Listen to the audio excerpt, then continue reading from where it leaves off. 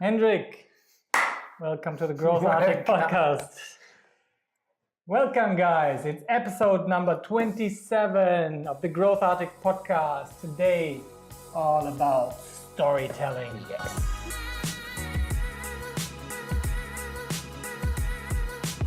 Nice topic. You have a nice story, like a Christmas carol thing going on? Christmas what? A Christmas story? Christmas story? What do you tell your children? Like, do you actually tell them there's Santa Claus or not? Yeah, today we were, so before I came here, we were sitting at having some bread to have some bread in the evening to eat something. Oh my God, you eat? Yeah, sure. When do you have the time? Before I came here. Oh, shit. Just stopping for 4 hours.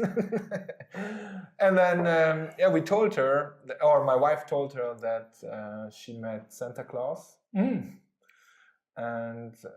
he told her that if my daughter is not really nice in the next few weeks, she doesn't get any presents. She doesn't get any presents. And then she was like, "What? You met him?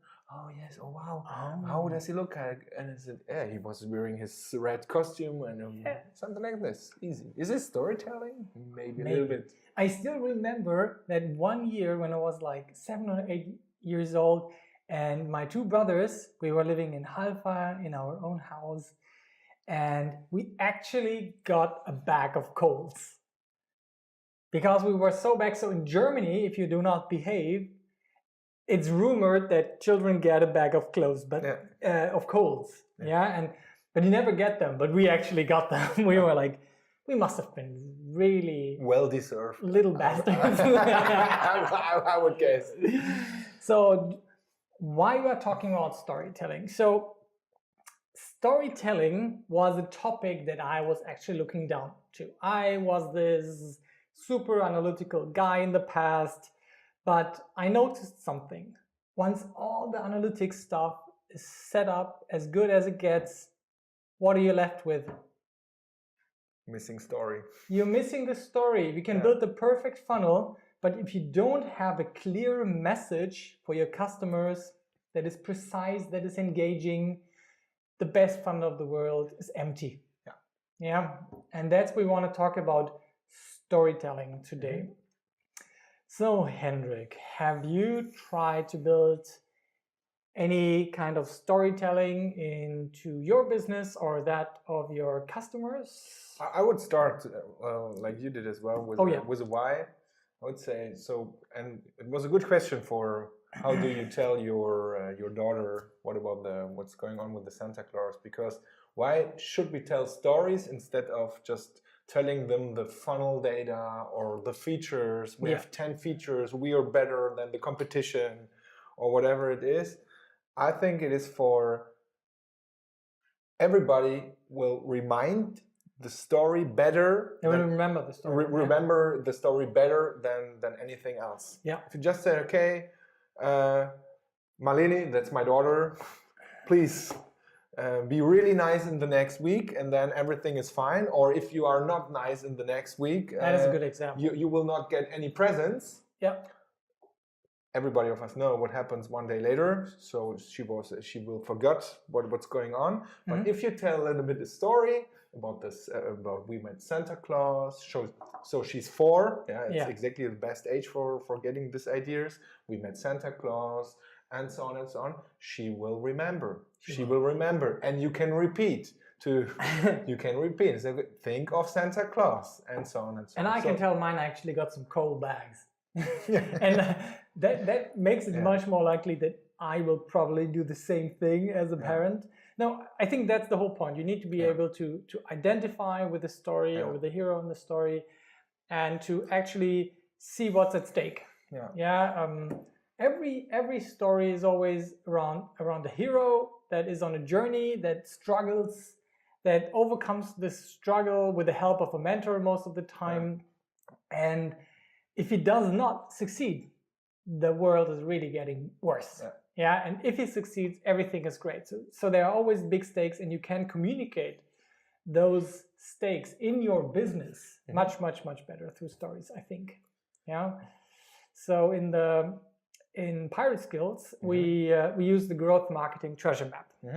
Yeah, and we always visualize people coming in the north. You need to acquire them, activate them, keep them with retention, referral revenue. And I always visualize it like this, like a stream running down, and you have a bottleneck in that stream. Yeah, and the cost of not developing a good journey for your customer is that everything below this bottleneck is really drying up. Yeah, you can have the best acquisition strategy, the most amazing Facebook, Twitter, and Quora ads, but if people will not sign up on your landing page, they will die. All the traffic just dies off. Yeah, so that's my why for storytelling. Yeah, you need something engaging. You need to be able to identify with a story. Yeah, and then imbue it into the brain of your customer. I think it's just to add something, it's just about having fun. I think it's really important if you tell your story, or if you want to talk about your product, or if you want to do a pitch for a startup, or if you want to sell the product of your company, whatever it is. If it isn't funny for you, if you don't like it, everybody will recognize exactly this point. Yeah. And if you start telling a story around your product, around your business, around what you want to sell, I think everybody will recognize that it's fun, that it's your story, you built this story, that it's personal, that it's authentic. Yeah. It comes just with telling. So for a lot of people, business people, it's really hard to be authentic on a stage. Yeah. But if they start telling a story, they will be authentic by themselves. So one second later. And for me, so I had a turning point in my career. And so I had to do a lot of presentations for trusted shops, so product presentations, standing on a stage, selling the product. And you know exactly how was this presentation would look like. It's just 30 minutes. Okay, here's a beautiful product. Here's a new feature. It looks like this. It works like this. Do you have questions? How does it work? You have to click here. Blah blah blah. In the end, here's a coupon code you can get now for the next 30 whatever. Give me your business card, and then we can do something. That's a product presentation, and then. I had to go, I think I told this seminar in a former episode as well already. I had to do a leadership training because I was becoming a leader or something. And then in the last training session, we had to prepare a presentation. So we had to do homework. And then in the morning, I recognized, okay, oh shit, I have to do the training today. Oh, I didn't do my homework. Oh, we had to do to prepare a presentation of 3 minutes about a random topic. And then I said, okay, I have nothing. Okay, what can I do? I was standing in our. I think I told the story already. I don't know. No, if you don't know. You told it to me, but it was in the car. Yeah, in the car. Yeah, and then I saw a holiday picture from my wife.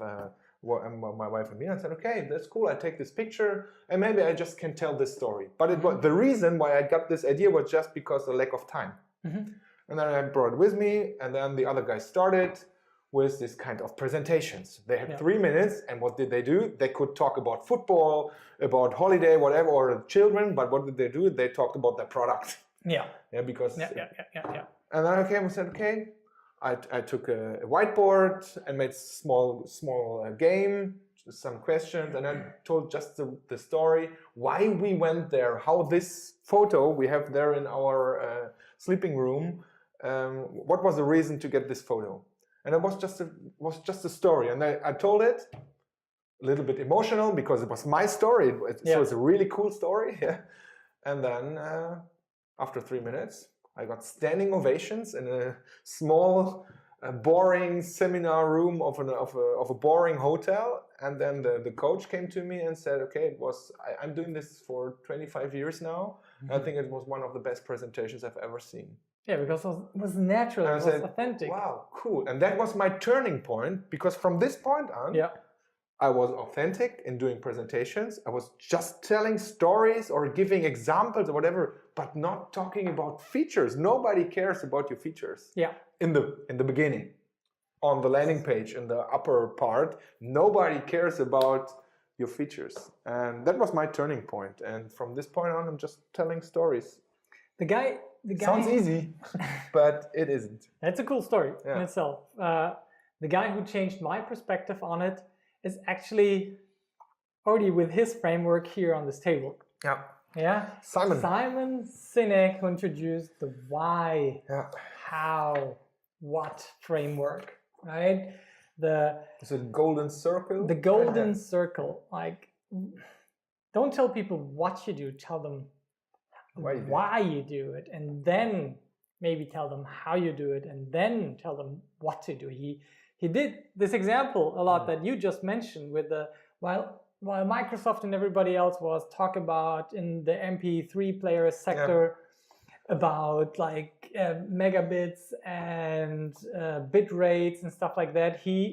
Apple said, do you remember? 1,000 songs. 1,000 songs in your pocket. Exactly. That was a headline of the ad, right? That was the key message. That was the whole thing explained in one simple sentence that is absolutely directed at the audience. What do I care how many gigabytes I have? Cables. Today a MacBook has more than 4 cables again. Yes. And if you notice the keynote presentations these days at Apple, they're talking again about gigabytes. And it's not that much anymore about the why. And you feel the change in the Apple culture. You actually can feel this. The next guy that brought this really simple concept to the next level for me with a clear framework was a guy called Donald Miller. I have his book with me here, if you watch this on the YouTubes, called Building a StoryBrand. That's really good. He has this excellent tagline with it: clarify your message so customers will listen. I think that's the essence of why it's worth doing the storytelling element, within your brand building. Like clarifying your message so that customers will listen. Very good description of that. I think this sentence in itself is not boring. No, it's not. It's not boring. Don't tell boring stories or stories everybody is telling. Yeah. Nobody wants to hear. And I've read the reviews of this book on Amazon. I was like, I don't think I've ever seen consistent reviews, like excellent reviews, so consistently like that in the hundreds. I was like, shit, I need to read this because otherwise I'm not that storytelling type of guy. But even my audience here with the Pirate Skills meetup is going crazy about this. We have now 175 tickets sold on November 22nd, and it's still like the meetup is on December 5th. So if you hear this, it's going to be next week, Wednesday. Yeah. If you want to join, we have a live stream.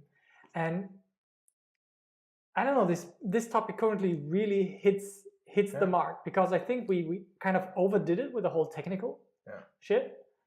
And we need to go back to the essence, to the what is the value for your customer? What is the message, the story you want to tell them, right? So I think if we just shout out some examples. There are a lot of startups in our coaching programs and are sitting there, okay, I have no content, I don't have a product, our product is boring because I'm working for an insurance company or an energy supplier or what it is, where I always say, okay, what's your story?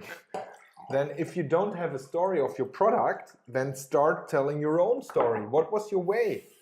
What was your personal way why you're sitting here? That's interesting. For me, it's always interesting to hear why people are here. What is your expectations, or what is the reason why you are sitting here? And then always they are telling the story because it's really easy to tell the story. Okay, I started at company XYZ, and then I made an internship, blah blah blah blah blah blah blah. And then I saw this ad for an accelerator program. I said, okay, that's my chance because I want to start my own business or I have this idea in my mind for 4 years, and then that was my chance. And then it starts to be interesting, right? Because the eyes are starting to... But only if they are in that mindset. Only if they're in that mindset. I would say like not even 50% do have that interesting story. And there are those other 50% who tell me, yeah, this is a good niche to make money in. Yeah. And money is not a good reason to start. Seriously, like, can you not find anything where you have an actual personal interest in and make money with? Yeah. And I always tell them what Gary Vaynerchuk says, like, you can make money with the Smurfs these days. Yeah, you are rewarded by the marketplace by going niche. Yeah, it's so fascinating. I've been playing Diablo 3 in the last 3 days. And I explored what YouTube had to say about it. And there are so many channels dedicating statistics and run-throughs in a depth, guys, you cannot imagine, about Diablo 3, a 10-year-old game. It's not probably really 10 years old, but it feels like it's 10 years old. I remember when I was 16 playing Diablo 1. I think it was a time where I was eating. That was a time when you were eating. And you can get as niche as you like, and you still can get hundreds of thousands of followers. Yeah, sure. Yeah, that way. So back to that StoryBrand framework, what I really liked, what was a deep insight for me was place your customer in the shoes of the hero. Don't be the hero as the startup. Don't tell people, I'm the greatest, we are the best. Yeah. But make your customers your heroes. Let them be Luke Skywalker, and you are Yoda. Yeah. You are the mentor that accompanies the challenges of your customers and help them to succeed, and show them a clear plan how they can succeed, and showing what's at stake. If you will fail, Luke, the Dark Empire is going to rule the galaxy. But if you will succeed, the Alliance has won, and the light side of the Force will survive. Yeah, that is such a prototypical example. And like, I didn't have that so clear, to put your customers in your show. Was that something that is super clear for you? Before it wasn't, but now that one has heard it. I totally agree. So there's just one thing I always told my customers before was, don't say about yourself that you are the best or that you are the hero. Yeah. Let others say that you are the best, with testimonials, with user reviews or something. And that was my old mission. And for today, I think it's out of the book as well, but I'm not pretty sure. I know that's from Steve Blank. This startup guru that is for landing pages. If you start your website, and it's always hard, it's so hard to find this perfect headline. Yeah. Because we always say our product or what we do or the name of our product or whatever it is. And there's just one sentence that is called, we help X do Y by doing Z. Yes. And that's something I use for my coachings always. Take this and you just have to substitute X. So we, that's my company, that's your company, that's your startup. We help X. X is the target group, where I always mention, okay, sorry, you have to decide. Yeah. There's just, on your homepage, there's just one target group you have to tackle. So we help X do Y. So replace the Y by the problem you solve. Yeah. We help X do Y by doing Z, the way what makes you special. Because we are automating it, or by our beautiful cloud software, or because we are human beings, or experts with 100 years of experience, or whatever it is. We help X do Y by doing Z. So let's do this for GrowthArtic. Yeah, and maybe you have another suggestion, write it in the comments, but I would say we help entrepreneurs learn the art and science of growing a business by listening to our podcasts and YouTube videos. I would agree, except the end, I would say by listening our personal stories. Yeah, or by listening to our personal story. Because what I think for both of us is really important is that we are not just telling features or analytics stuff, that it is just telling stories, how we cope with some issues, with some problems, or what we have to tackle all the day. So guys, we would really love to hear what is your we help X to do Y by doing Z. Write it in the comments, write it to us at b@growthartic.com. We would love to hear yours. Yeah. And let's go to the what section. Yeah. The how can we apply this more in everyday business now? We know why it's important. We know a framework too, like the golden circle, the story branding framework, and the framework you just mentioned. Now, what shall they do? Yeah, what should we do? Maybe improve in our business. So what I do is for presentations, for coachings, if I try to explain something what is maybe complicated. So, for instance, Facebook ads. Yeah. How to start a Facebook ad. How to start your first Facebook ad.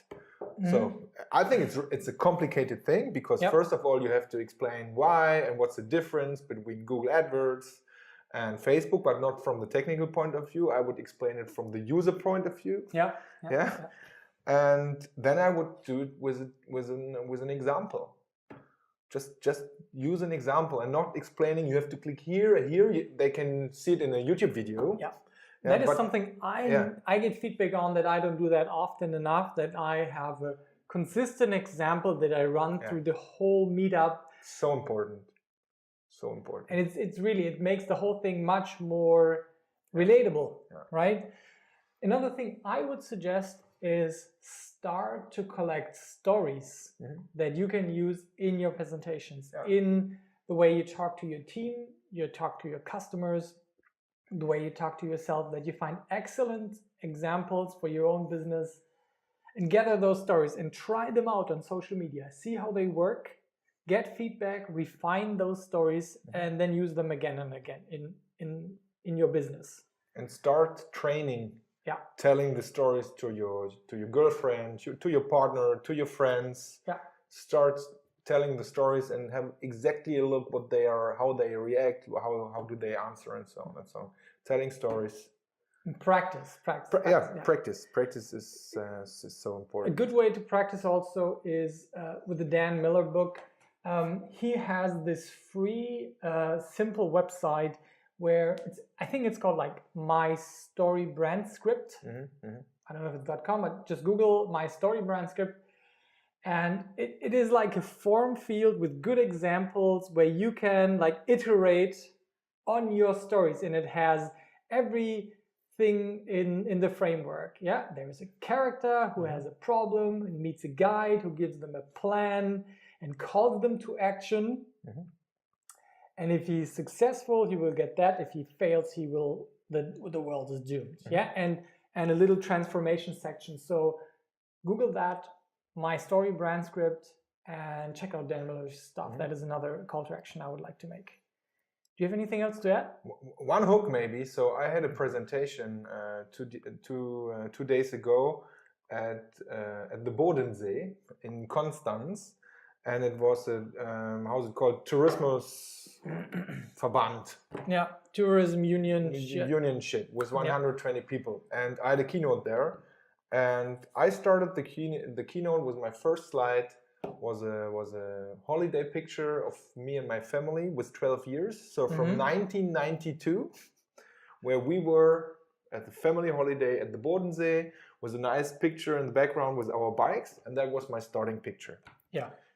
And why?